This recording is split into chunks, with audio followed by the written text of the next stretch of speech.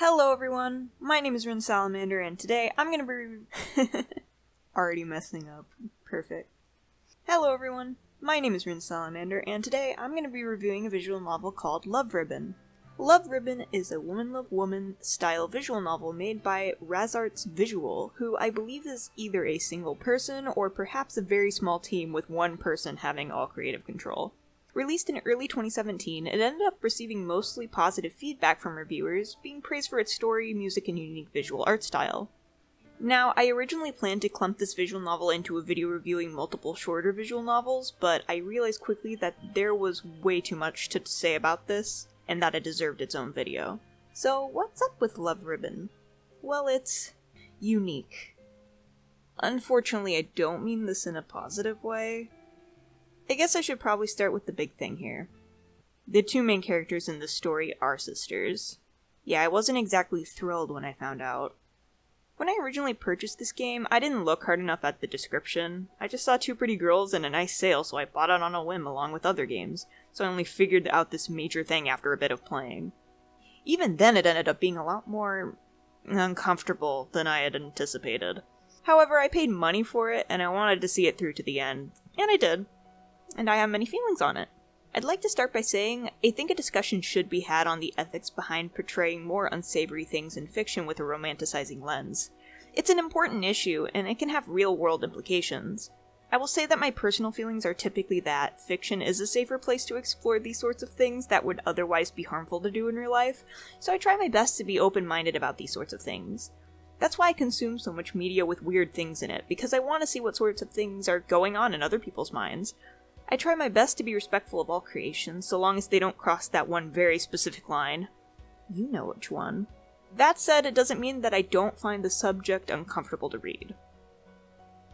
An issue I do see with this story, and others like it though, is that it perpetuates the incestuous lesbian sisters fetish that is present in a lot of media, especially Japanese media.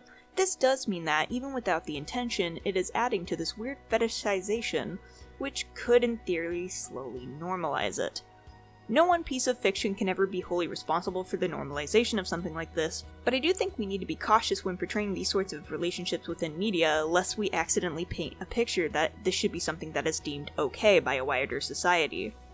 This is what I mean by real-world implications. No one is being directly targeted by this game's existence, and no one is being directly hurt, but looking at it within the bigger picture makes it a lot more concerning. Again, I consider fiction a safer place to explore ideas that aren't okay in real life, but I think a clear distinction must continually be made between fiction and reality.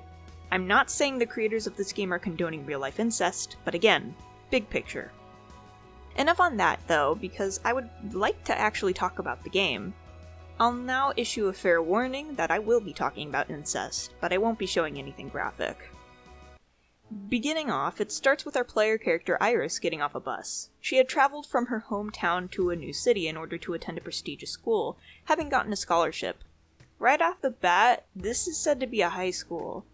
This confused me greatly, as I assumed a person leaving her town to attend a school that offered scholarships would be more of a plot for a college student, but perhaps this would be more common in Japan.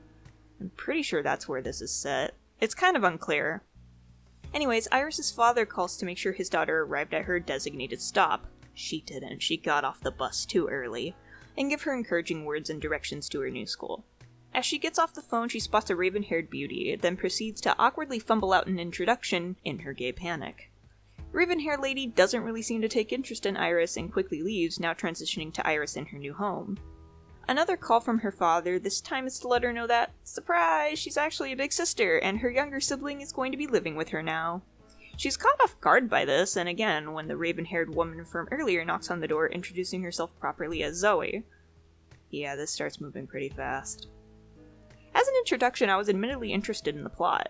I noted that it felt very generic, but I was still invested in Iris at this point, especially as I myself am an older sister. This makes the later developments even more uncomfortable for me, but I'm getting ahead of myself again. Zoe seems to be a bit standoffish, clearly not particularly interested in getting to know Iris or develop a sisterly bond with her. Even when tempted with the offer of getting smoothies, she is unwavered, going to sulk in her room like the obvious teenage stereotype that she is. Iris is at a loss. She's happy to know she has a younger sibling and wants to connect with her, but doesn't want to invade her personal space. You'll be given opportunities to either leave Zoe alone or be an annoying, naggy older sister, and as I was going for the bad ending first, I decided to be a nag. This is when I started to grow a bit of a distaste for Iris. Now, Iris has had a pretty easy time growing up. She's wealthy, got into a really good school after working hard at it, and has a seemingly good relationship with her father. These are all things she acknowledges that Zoe probably didn't get, having been preemptively told by their father that she moved abroad from a less than favorable situation with their mother. So to see Iris proceed to basically hover over Zoe at the whim of their father really irked me. You've known her for like 3 days, bud. Do not snoop through her room. The snooping wasn't even an avoidable option. You had to do it to progress the story. Since that wasn't able to be altered by my player input, that means it does alter my view of Iris as a character.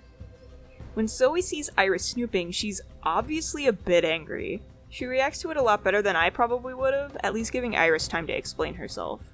Zoe then proceeds to be like, "Hey, don't do that again. It's not cool." And then she leaves because she's upset. Iris feels guilty over all this, but I have no sympathy. Be a better big sister, you dummy. From the snooping, Iris had found some note with a bar's location written on it. Worried that Zoe may be getting up to some shenanigans, she decides to investigate, going to the location and finding Zoe playing in front of a small crowd of bargoers.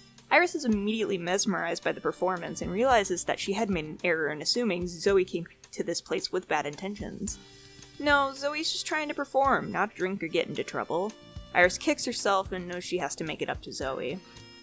However, Iris is pulled out of her thoughts by an older man offering to purchase her alcohol. She declines, the man makes some advances, and Zoe ends up stepping in to defend Iris. Unfortunately, the joint owner doesn't want his performer harassing his customers, so he throws both of the girls out. The next scene is genuinely pretty sweet.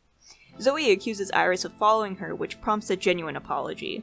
Iris acknowledges that she made some bad assumptions about Zoe and that she was in the wrong and is truly sorry. She then compliments Zoe's performance, and the two of them finally seem to make a connection. They share a hug, and Zoe asks Iris to help her get more gigs, citing that if they use Iris's name, it'll be easier since she's a bit older. Iris agrees and hopes that this will bring her closer to her younger sister. If I didn't know where this was going, I'd say this was a pretty nice way of having these two bridge their gap. Siblings butt heads, but a lot of the times it's compromise and genuine apologies that can mend relationships. Unfortunately, these two can't just be sisters, and we must continue on with the story. The next scene takes place maybe a week later, showing Iris getting scolded by a teacher for allowing her grades to drop. She tries to explain her situation, but the teacher doesn't seem to care and threatens to revoke her scholarship if she doesn't get her grades up. Shortly after the teacher leaves, Zoe shows up and they begin walking home together. Zoe tries to pretend she isn't following Iris, but eventually asks if the smoothie offer is still on the table. Thrilled that Zoe wants to spend time with her, Iris takes Zoe out for smoothies. Again, this is another cute bonding moment. They talk about what flavors of ice cream and smoothies they like, and this would be really cute if Iris didn't make it really weird. Zoe took a sip of Iris's smoothie, and Iris snatched Zoe's smoothie in order to get back at her. However, she hesitates and starts thinking about indirect kissing. Listen, I'm not too keen on sharing my drinks with my sister, but it's not because of that, it's because I'm grossed out by germs. It's not weird otherwise, so Iris thinking this way is kind of a her problem, if you know what I mean. Anyways, this marks where the sisterly bond that is developing between Zoe and Iris starts to become romantically charged. Again, if this stuff makes you feel gross, you don't need to watch me explain how this all goes down. I'll forgive you for leaving this video unfinished. After this, Zoe informs Iris that she's playing another show and she used Iris's info to apply for it. She's covering for a band's guitarist and says Iris should come see her perform. Wanting to support Zoe, Iris does follow along to see Zoe play, and once again being wowed by the performance. She finally trusts Zoe is doing this with pure intentions, and leaves the venue feeling good about her and Zoe's relationship. Okay, so next is another scene transition into the school. And an issue I'd like to bring up with this visual novel is that it feels like the scenes just end, and then a new one starts right after with no proper indication of how much time has passed. It makes it kind of hard to review because the scene transitions a lot, and new stuff happens in every scene because they're all fairly disconnected from each other. I'm trying my best. Now we're back in the school, Zoe gets bullied, Iris stands up for her, and the relationship again grows. A lot of the first half of this game is spent with these small scenes slowly building up these two's relationship, which is nice to read, but probably very boring to listen to me explain, so I'll mostly skip any scenes that are not plot integral from now on. Oh, Iris is a bad cook, by the way. That's not plot integral, it's just funny. One night after the show, Zoe brings a 6-pack of beer home, saying she got it as a reward for good playing. Iris is reluctant to drink, but decides a little won't hurt. She ends up getting fairly intoxicated, and Zoe isn't exactly sober either. At some point, Zoe initiates some skinship between siblings, and it's really, really awkward. The scene is over pretty fast, but it can only get worse from here. Alright, so finally the plot picks up. Zoe wants to watch a scary movie. Iris is a bit skittish, but agrees as to not seem like a wuss. However, she is a wuss, gets scared, and ends up sleeping in Zoe's bed.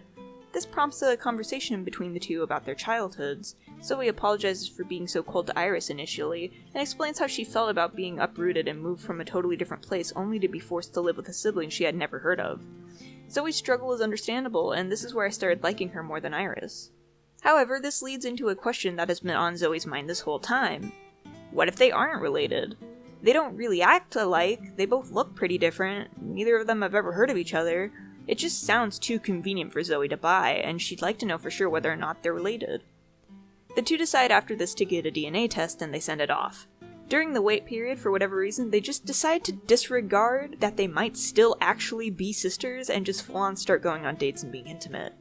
They just couldn't wait the 2 weeks for the test to come back. They had both thoroughly convinced themselves at this point that they couldn't be biologically related, that they just started having a relationship with the assumption that the DNA test would return negative.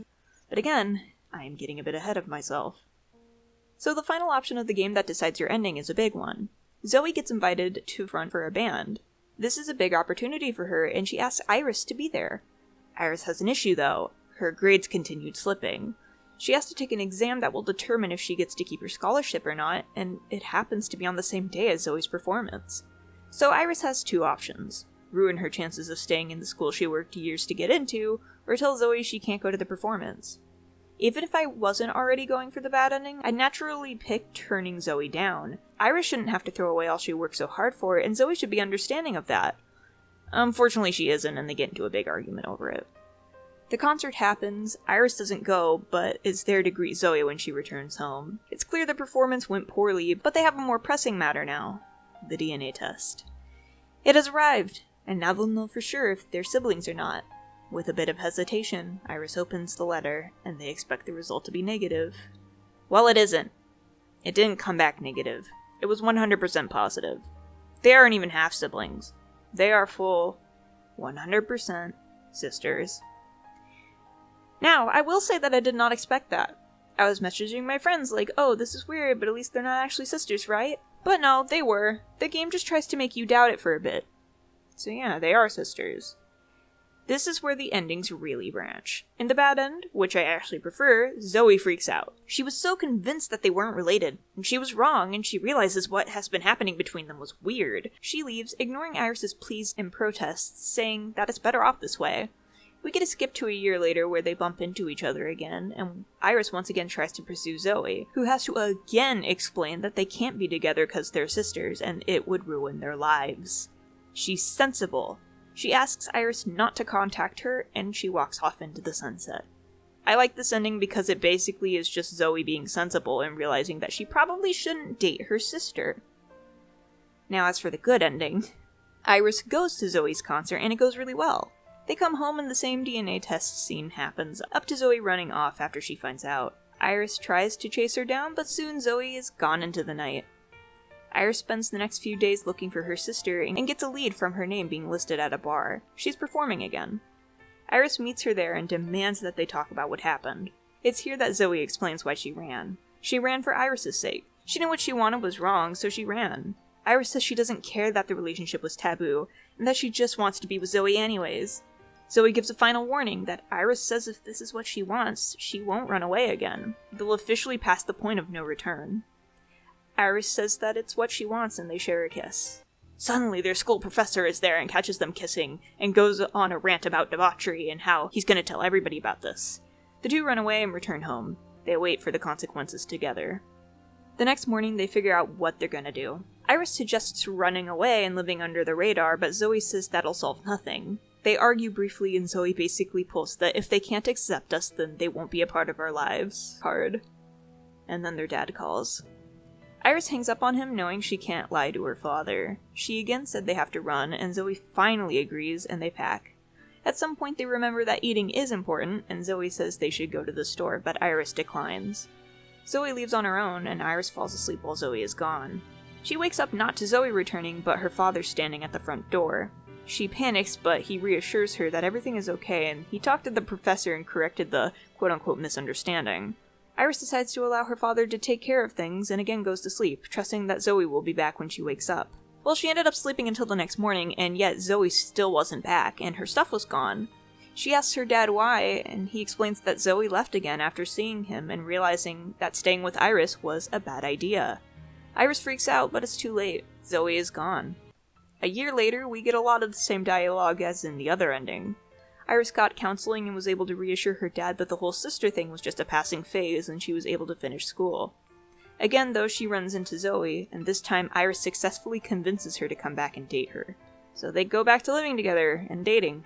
Their dad isn't happy about it, but he just kind of pretends that they're just going back to being normal sisters. So he invites them to stay at his mansion for a while, and it's there that Iris confesses the truth to her father, that she is again in a relationship with her sister. Her father just decides to accept this, albeit reluctantly.